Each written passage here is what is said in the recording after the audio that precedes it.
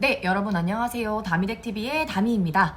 오늘은 제가 언젠가는 꼭 다뤄봐야겠다라고 생각한 컨텐츠, 바로 통잠 성공 방법에 대해서 오늘 심도 있게 이야기를 해보려고 하는데요. 뭐 인스타 DM이나 댓글로도 유주는 어쩜 그렇게 오래 잘 수 있냐, 수유 양이나 텀이 어떻게 되시냐, 좀 성공 방법이 있으시냐, 이런 문의들이 굉장히 많으시더라고요. 저도 핸드폰에 이런 것들을 기록을 해두다 보니까 오늘 한번 쫙 정리를 해서 이야기를 해드려야겠다라고 생각을 했어요. 먼저 유주가 언제부터 통잠을 자기 시작했고, 그리고 12시간 통잠을 어떻게 자게 되었는지부터 설명을 드릴 건데, 그 전에 제가 48일 만에 약 9시간 통잠 자게 되었다는 영상을 1탄을 제가 올린 적이 있어요.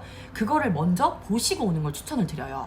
그리고 영상 보기 전에 다시 좀 말씀을 드릴게요. 1탄에서도 제가 말씀드렸지만 이 통잠 성공 방법은 정답이 아닙니다. 제가 이런 방법으로 했더니 유주한테 굉장히 잘 맞아 떨어진 거지 모든 아기한테 맞을 순 없어요. 왜냐, 아기들은 성향이 모두 다르기 때문이죠. 저는 유주한테 이 방법으로 했더니 12시간 이상 통잠을 빨리 자게 되었다라는 걸 설명드리는 거기 때문에 엄마들이 보시고 잘 판단해서 진행을 하셨으면 좋겠습니다. 그럼 여러분 영상 시작할게요. 제가 먼저 통잠 시간부터 수유, 양텀 이런 걸 쭉 노트북으로 정리를 했어요. 그걸 보면서 좀 설명을 할게요. 네, 먼저 유주 같은 경우는 34일 차에 7시간을 통잠을 잤고, 48일 차 8시간 45분, 56일 차 9시간 17분, 69일 차 10시간 4분, 그리고 96일 차에 11시간 37분, 99일 만에 12시간 10분이라는 통잠을 자게 되었어요. 1탄에서 말씀드렸지만 원장님께서 신생아 시절까지는 그래도 탈수가 올 수가 있기 때문에 새벽에 3시간에 한 번씩은 깨워서 먹여야 된다고 말씀을 하시더라고요. 그래서 저는 새벽에 3시간, 4시간 정도 한 번씩 깨서 애 분유를 먹여줬는데, 신생아 졸업을 한 이후에는 그냥 애가 자고 싶은 만큼 냅뒀어요. 그리고 애가 배고파하면 밥을 줬어요. 그랬더니 34일 만에 7시간 통잠을 자게 되었고요. 그리고 69일 차 때 한 10시간 정도 통잠을 자게 됐는데, 96일 차에 11시간 37분이라는 기록을 세웠거든요. 근데 그 69일부터 96일까지 한 달 동안 더 이상 늘지 않고 평균 9시간에서 10시간 사이로 왔다 갔다 자더라고요. 그래서 저는 이게 유주가 잘 수 있는 최대 시간인가? 라고 생각했던 것 같아요. 그런데 96일 차에 11시간을 돌파했고, 99일 차 때는 12시간을 돌파를 했거든요. 근데 그 99일 차에 12시간 돌파한 것도 그날 100일 행사가 있어가지고 저희가 오전 9시에 일부러 깨운 거예요. 만약에 깨우지 않았다면 정말 13시간까지도 잘 수 있었던 상황이었던 거죠. 이렇게 유주는 신생아를 졸업을 하고 7시간, 8시간, 9시간, 10시간 이렇게 쭉쭉쭉 통잠을 자주고 있는데요.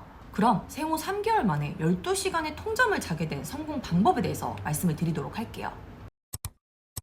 12시간 통잠 성공 방법 첫 번째, 마지막 수유를 많이 주었어요. 앞에서도 말씀드렸지만 48일 만에 9시간 통잠 자게 된 영상, 그 1탄 영상을 먼저 보시고 오셔야 이어서 볼 수가 있거든요. 그걸 먼저 보시고 오시는 걸 추천드릴게요. 유주는 생후 69일 차부터 첫 번째, 두 번째, 세 번째, 네 번째 수유는 160ml를 주었고, 마지막 수유는 20을 더한 180을 주었어요. 시간 텀은 때마다 다 다르지만 평균적으로 3시간 반에서 4시간 반 텀으로 주었고요. 정말 길게는 5시간 이상 텀이 넘어간 적도 굉장히 많았어요. 그리고 마지막 수유는 180을 주면 180을 다 먹는 날도 있고 160만 먹는 날도 있었습니다. 여기서 DM이 가장 많이 왔던 질문 중 하나가, 텀이 너무 길어져서 총량이 너무 적은데 어떻게 하셨나요? 라는 질문들이 생각보다 많더라고요. 예를 들어 첫 번째 수유를 160ml를 줬는데 5시간 텀이 생겨버린 거예요. 그럼 두 번째 수유 때 저는 한 200까지 줬어요. 텀이 길어지다 보니까 수유 양도 좀 더 많이 애기한테 줬습니다. 그럼 유주가 200을 주면 다 먹었냐? 텀이 길어지면 애도 배고프기 때문에 200을 거의 다 먹더라고요. 근데 여기서 포인트는 다 먹지 못하더라도 억지로 먹이지 않았어요. 총량이 적더라도 억지로 먹는 것보다 낫다고 생각을 했거든요. 그리고 앞선 영상도 지금도 마찬가지지만 저는 시간 텀이 딱 정해져 있지 않았고요. 아기가 배고파하면 울면 좋기 때문에 시간 텀이 딱딱 맞지 않았습니다. 그렇게 생후 94일 차까지 줬어요. 생후 95일부터는 마지막 수유를 좀 더 늘리고 싶더라고요. 그래서 첫 번째, 두 번째, 세 번째 수유는 160ml로 똑같이 주고, 마지막 수유 전 네 번째 수유를 120으로 줄이고요. 그리고 마지막 수유 때 200까지 올려봤어요. 당연히 200을 한 번에 다 먹진 못하지만 그 전 수유가 좀 적다 보니까 애도 배고픈지 최소 180까지는 먹더라고요. 그러면서 생후 99일 만에 12시간 10분이라는 통잠을 기록하게 되었습니다. 여기서 키포인트는 저는 마지막 수유를 좀 많이 먹고 배부르게 자야 좀 통잠을 오래 자겠다라고 생각을 했기 때문에 마지막 수유를 많이 줄 수 있는 방향으로 계속 수유를 줬던 것 같아요. 네, 두 번째는 저녁 목욕 시간에 재웠어요. 유주의 수면 이식 패턴이 어떻게 되냐면 8시 50분에 목욕을 시키고 9시쯤 마지막 수유를 먹고 잡니다.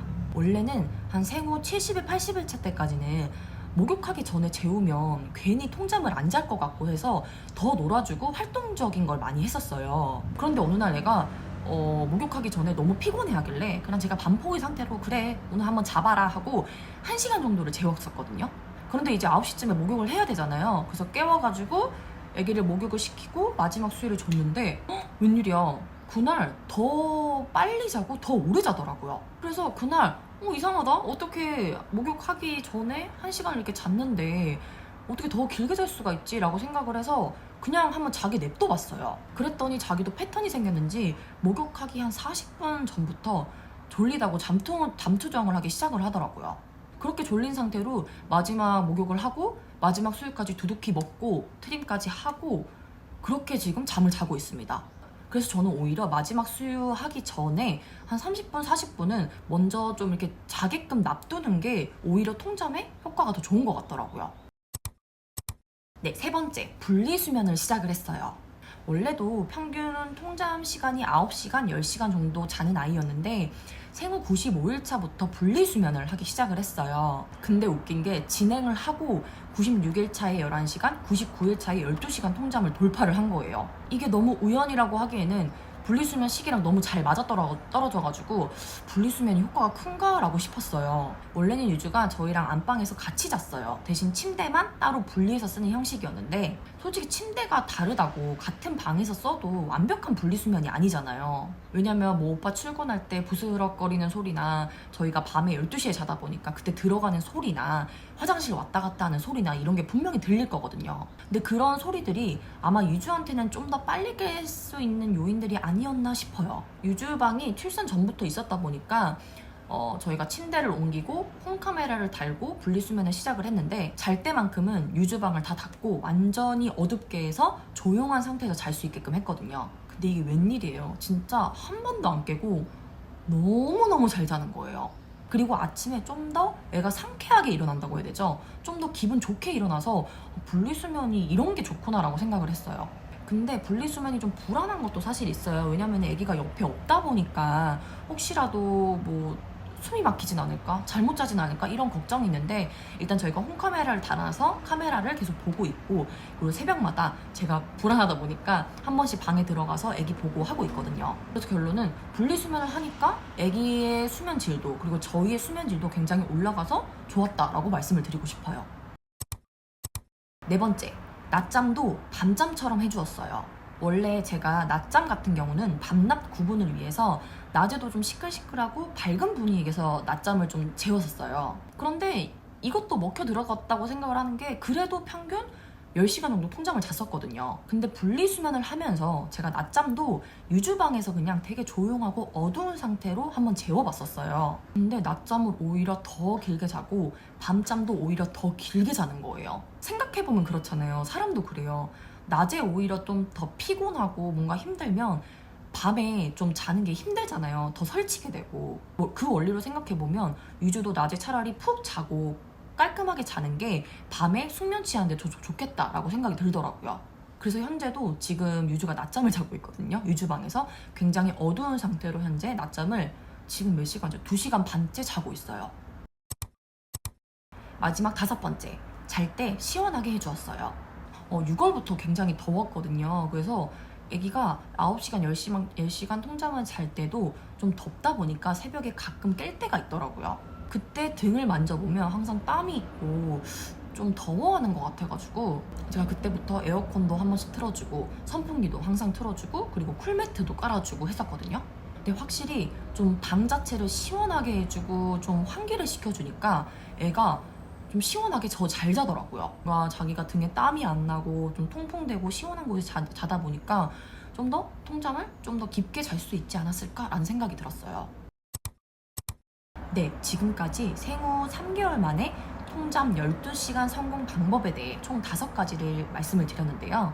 이 외에도 방법들이 좀 많아요. 뭐 정말 작은 것들이지만 1시간 이상 놀아주기, 뭐 산책해주기, 이런 방법들이 있겠네요. 제가 말씀드리는 방법이 정확히 정답은 아니겠지만 유주는 이 5가지 방법을 통해서 굉장히 통잠을 잘 자주고 있다, 저는 이 방법으로 통잠 성공을 했다라고 좀 말씀을 드리고 싶었어요.